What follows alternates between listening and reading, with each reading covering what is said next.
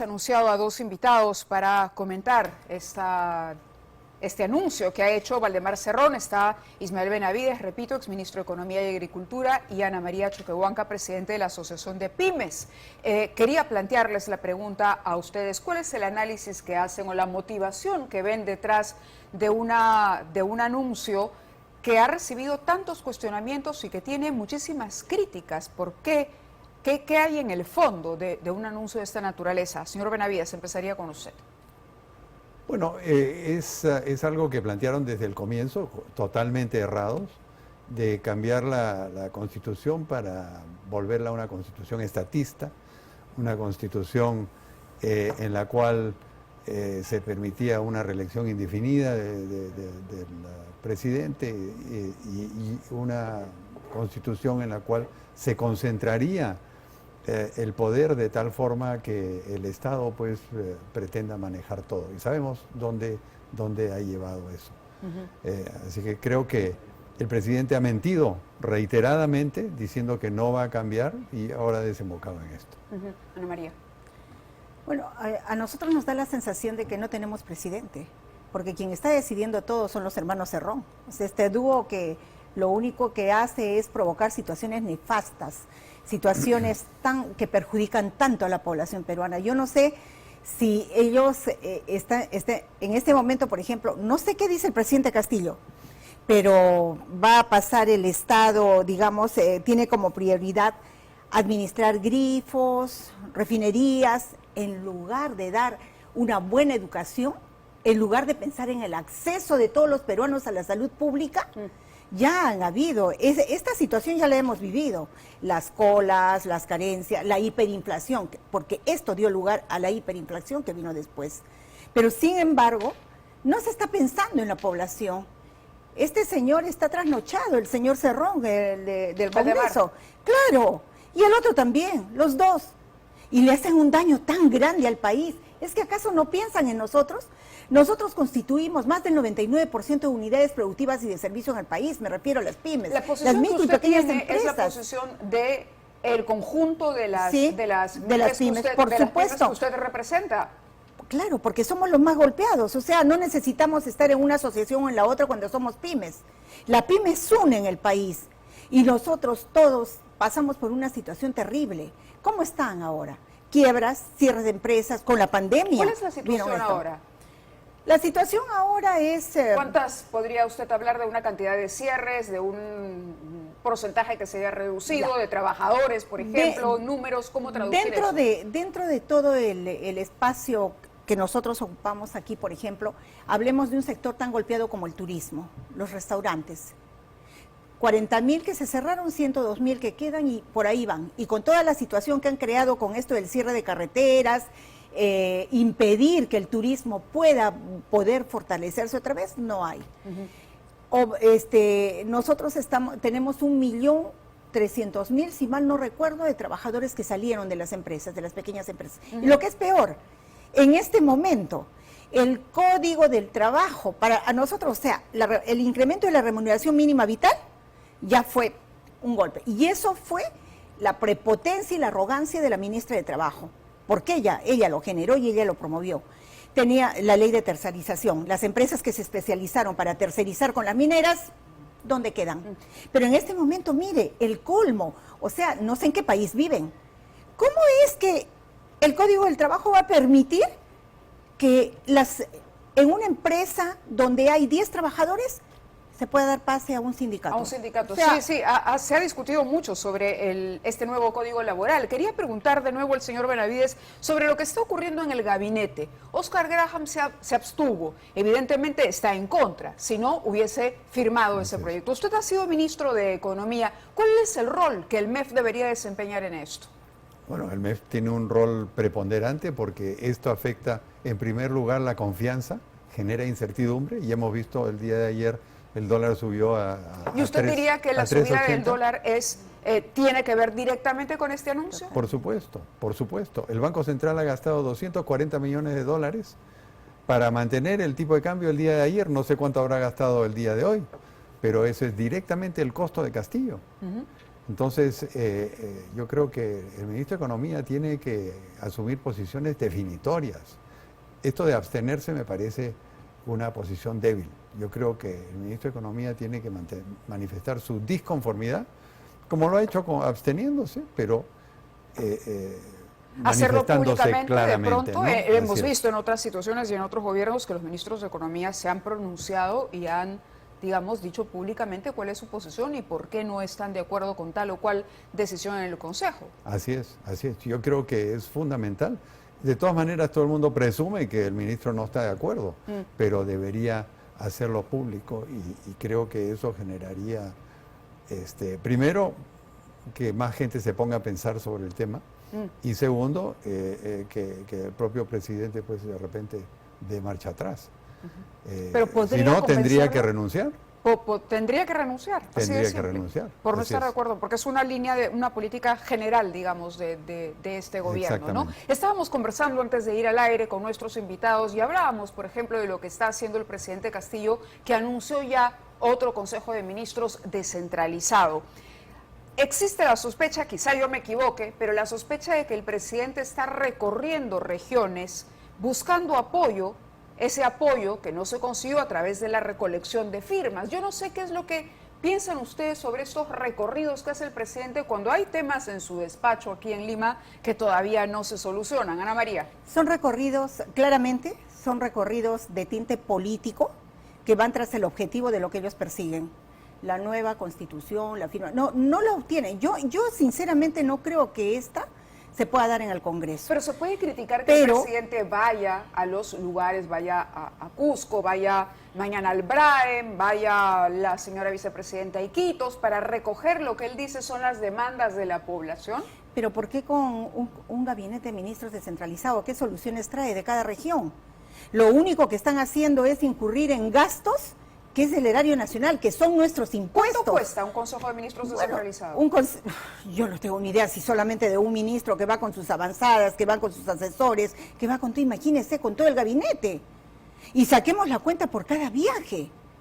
Solamente en pasajes, ¿cuánto hay? O sea, estamos hablando de carencias, de tiempos difíciles, sí, yo estoy con el pueblo. ¿Dónde está con el pueblo? ¿Dónde está promoviendo ese gasto que son los impuestos nuestros? Y que más tarde nos van a pasar factura, pero a ellos no les interesa. Mire, yo quisiera preguntarle a los ministros, casi a todos en realidad, o al presidente, ¿qué resultados tenemos de sus 9 meses de gestión? ¿Hay resultados, más bien? Lo único que han hecho es presentar lo que viene de gestiones de atrás, desde el presidente Sagasti hacia atrás, incluido lo de las vacunas. Y estamos viendo lo que ha pasado con las vacunas ahora. Entonces nosotros, en este momento, si el empresario, por ejemplo, se quiere mantener en el sector económico, se quiere mantener en esa línea, pero no podemos porque todo afecta. Todo afecta, el encarecimiento de productos, la suba del dólar, todo afecta. Entonces, tenemos que alzar la voz. Aquí no es que uno viene a hablar de política porque está invadiendo algún espacio. No, señor, somos ciudadanos que tenemos el derecho de protestar cuando las cosas van mal. Y nuestro sector está mal, Ávila. ¿Dónde está la reactivación? ¿Qué herramienta? Incremento de la remuneración. Y no hay un incentivo, no hay un estímulo, no hay nada. De un lado se ve y del otro no. Entonces, la ministra de Trabajo es la todopoderosa, el otro ministro en Agricultura hace lo que quiere. Han perjudicado tanto a la agroexportación, siguen perjudicando tanto a la minería, que son los únicos inversionistas que tenemos en el país. A propósito de las inversiones, y perdóneme la interrupción, yo quisiera regresar con usted para que me diga cuánto es el daño que se le ha hecho a las MIPES en nuestro país. Pero quería también invitar al señor Benavides a escuchar lo que dijo el presidente de la República cuando garantizó la estabilidad para los inversionistas. Vamos con esas declaraciones y le preguntamos a un exministro de Economía y Agricultura si es que los inversionistas le pueden creer o no al señor Castillo después de lo que dijo. En consecuencia, creo importante reafirmar ante todos ustedes que el Perú es un destino seguro para las inversiones, donde se respetan las actividades de las empresas nacionales y extranjeras en el marco del Estado de Derecho, así como la estabilidad jurídica que garantiza nuestra Constitución y el sistema de justicia. Prueba de ello es que el año pasado tuvimos un crecimiento del 13% del PBI y una economía que se posicionó como una de las más sólidas entre los países de la región, debido a la baja deuda interna y externa. El presidente acaba de hacer su explicación demostrando la fortaleza económica del Perú. ¿Es suficiente? Mira, el presidente desde el primer día ha estado diciendo esto y no vemos ninguna inversión de alguna significancia en el Perú. Más bien, la inversión privada está cayendo a menos de cero. Entonces, cuando fue a Estados Unidos, igualmente ofreció garantías, se reunió con inversionistas, pero ninguno de esos inversionistas ha venido. Entonces, yo creo que aquí o falta la verdad o no sabe exactamente lo que está pasando. Entonces, yo creo que tanto la inversión... ha traído sí unos cuadros interesantes que de pronto pueden apoyar, porque detrás de esto, ¿no?, quienes lo critican, dice, y usted mismo dijo, acá hay el afán de un Estado totalitario, autoritario, que pretende quedarse, un Estado parecido, aunque la comparación a veces no ha funcionado, al de Venezuela en su época más dura. Exactamente. Eso es lo que pretende esta gente para, por supuesto, controlar todo. Y como hemos visto hasta ahora, lo que ha habido principalmente en las noticias es corrupción. Entonces, imagínense un régimen totalitario que controle los medios de prensa, que controle los precios. Eso se va a prestar a toda clase de corrupción. Y es por eso que Maduro y todo su corte en Venezuela pues están entre los hombres más ricos de la tierra, ¿no? Y eso es lo que quieren, eso es lo que pretenden. Entonces, creo que los peruanos debemos estar advertidos y oponernos, y unirnos para oponernos a esto, porque está llevando la ruina a las pymes, está llevando la ruina a muchas empresas, y esto del 13% del crecimiento de la economía... Sí. Es como escuché al doctor Adriancén decir que es un rebote, que efectivamente es una recuperación de terreno perdido, pero de ahí, en febrero hemos retrocedido. En febrero, si bien comparado febrero contra febrero aumenta, febrero contra diciembre cae en 0.7%. O sea, la economía está en declive y probablemente no va a ser 2% el crecimiento que estiman la mayoría de economistas, sino va a ser más cerca a cero. Como dijo el González Izquierdo, el doctor González Izquierdo. Más cerca a cero. Más cerca ¿Eso a qué cero. significa cuando uno dice cero crecimiento? ¿Qué significa? ¿Qué está pasando en el país? Bueno, eso significa que no hay inversión, que no hay nuevas empresas, que no hay más empleo y que las empresas que ya están van a sufrir porque baja el consumo. Las pymes especialmente. Mientras crece la población, mientras se egresan los jóvenes de las hay universidades 300.000 o de los jóvenes institutos, que salen, claro, que salen todos los años. días y que quieren incorporarse como mano de obra. Así es. Pero no encuentran un lugar. La realidad de las pymes en este momento, ¿cuál es? ¿Cuáles son las necesidades concretas que ustedes quisieran plantearle y qué tendría que hacer el gobierno para hace bastante tiempo revertir la situación? Hace bastante tiempo, y lo hemos dicho en varios espacios, a nosotros nos preocupa la informalidad en el país. ¿Por qué nos preocupa la informalidad? Porque antes de empezar la pandemia, nosotros estuvimos trabajando muy fuerte para que la informalidad bajara y estaba en descenso. Entonces, ¿esto qué significa? Que una empresa formal puede crecer, ya no ser de subsistencia, puede venderle a las grandes empresas, puede venderle al Estado, puede hacer lo que sea, claro, al ser formal. Entonces, eso es un beneficio para la misma empresa y las condiciones estaban. Cuando empieza la pandemia, bueno, ya, luego se han cerrado. Pero con esta coyuntura que tenemos, política, social, económica, toda, 80% de informalidad, 80% más bien. Es decir, aproximado, 70% era 60 y tantos, casi 70. ¿Hace cuánto? 70, ¿Hace cuánto? Antes de la pandemia. Antes de la pandemia. Hoy Justo tenemos 80%. ¿Y usted le atribuye mayor responsabilidad a la pandemia o al gobierno? No, yo le atribuyo mayor responsabilidad al gobierno y le voy a decir por qué. Porque ya a esta etapa debería haberse reactivado. Si estuviéramos en condiciones normales, este proceso de reactivación se hubiera iniciado al entrar a la presidencia una persona que pudiera hacer algo por el país, pero aquí no se ha hecho nada. Entonces, ¿qué pasa? Con el incremento de la remuneración mínima vital y con todas las leyes que están dando en el tema laboral, sobre todo, ¿quién se va a formalizar? Y al margen de ello, además, se obliga a pasar a la informalidad a las pequeñas empresas. ¿Por qué? Porque no tienen con qué pagar, no tienen con qué, tienen que pagar su deuda, algunas que sacaron reactiva, otros, o sea, no tenemos las cosas claras. Entonces, lo que nosotros decimos es, a ver, esto aumentará a 85%, a 83%, va a seguir aumentando. Pero cuando el Estado decida dar una herramienta de soporte a las pymes y decir, bueno, vamos a hacer esto para que puedan reactivarse, ¿qué porcentaje se reactiva? El que tiene histórico, el que no está en coactivos, el que no está en Infocor, porque eso es lo que solicitan, son los requisitos que piden. Entonces se dirige a ese 15, 18, 20%.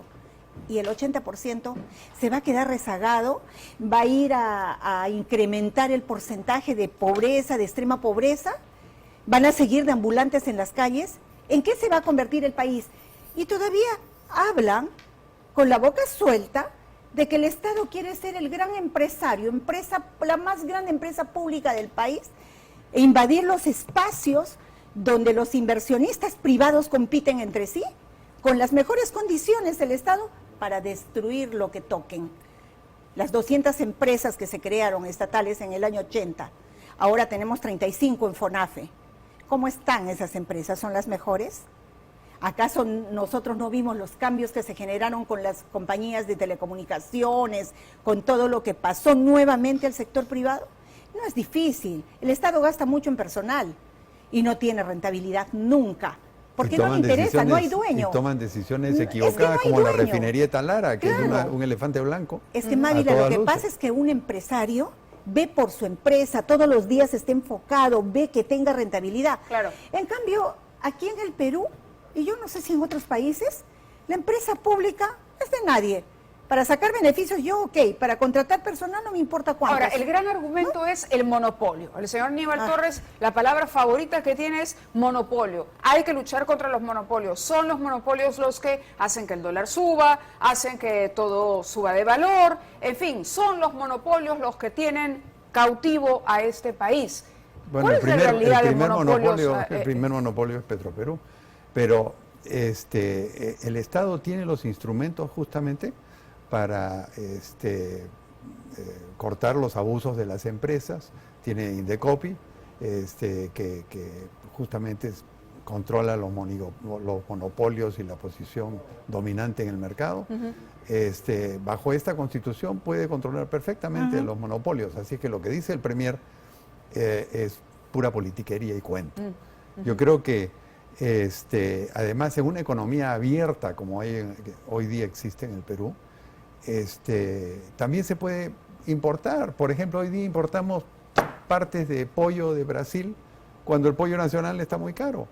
Y muchos de los pollos que se comen en las pollerías, etcétera, es pollo importado de Brasil. De manera que nadie puede decir que hay un monopolio en los pollos o un oligopolio. Igualmente, hay empresas grandes que sí tienen relevancia en el mercado, pero también tienen competencia. No son los únicos. Y el Estado, si hay abuso, puede actuar. Entonces, el cuento de que hay que cambiar la Constitución para eso es absurdo. Correcto. Y yo quería recordar, sí, ya que has mencionado los gráficos que he traído. Sí. Yo fui ministro también en el gobierno del arquitecto Belaúnde y trabajé los 5 años en el gobierno del arquitecto Belaúnde, que justamente heredamos todas las empresas del gobierno militar, claro, que perdían 2.500 millones de dólares al año y que impidieron que se hiciera obra. 2.500 millones de dólares al año de esa época. De esa época, efectivamente. Y a fin de año el Estado tenía que poner dinero para cubrir los déficits de la empresa, que estaban toda la Banca de Fomento Estatal, ENSI, ECASA, Minero Perú, Petroperú, Pesca Perú, en fin, eran todos los Perús. Y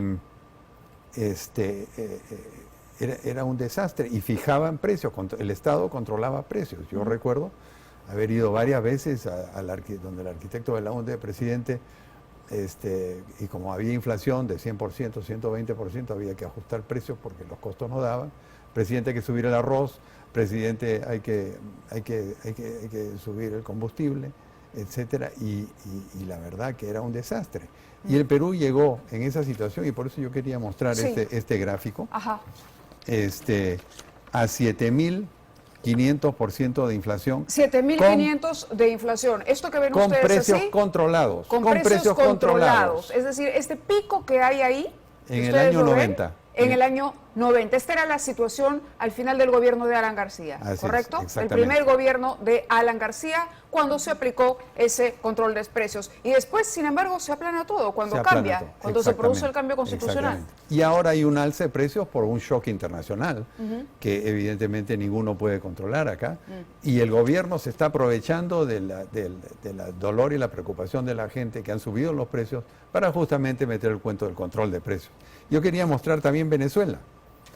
Venezuela tenía una inflación baja que vino subiendo y en el año 2017, 65.000% de inflación. 65.000, que es el punto. Con Aquí. control de precios. Con control de precios. Y la otra es sin control Sin de control precios. de precios. O sea, en Así ambos es. casos está clarísimo porque la Claro. curva no miente. Y es Así una es. manera gráfica de representar. Finalmente, y antes de despedirlos, un mensaje muy breve a los congresistas que también tienen una responsabilidad en este momento. Ana María. Mucha responsabilidad, que reflexionen, que piensen en el país. Son los representantes de todas las regiones del país y yo creo que ellos cada día seguramente miran la situación y la realidad. Han tenido la semana de representación, ellos pueden ver directamente lo que está ocurriendo en regiones, la situación es más caótica en regiones, las carencias son mucho más grandes y yo creo que está en manos de los congresistas ese voto, esa decisión. Yo he sido congresista. Y uno no puede decir, es que mi bancada, es que es el voto en bloque. Mentira. Uno pelea su posición en cada bancada. Y finalmente uno vota por lo que cree que está bien para el país. Pero eso va dependiendo de cada uno. Y yo creo que a ellos, en manos de ellos está el bienestar del país. Ay, Yo me auno a lo manifestado por la doctora Choquehuanca, porque los congresistas tienen la responsabilidad de mandar al tacho esa ley que se ha presentado de cambio de constitución y actuar responsablemente porque el pueblo se los agradecerá. Sí. Y adicionalmente al pueblo peruano decirle que no se dejen engañar con estos cuentos de que el Estado puede asumir todo, que puede haber control de precios, porque lo único que va a traer es inflación y más pobreza. de acuerdo, les agradezco a ambos que hayan estado bien. con nosotros. Gracias. Muy amables por estar aquí en el programa. Nosotros continuamos, debemos ir a una pausa.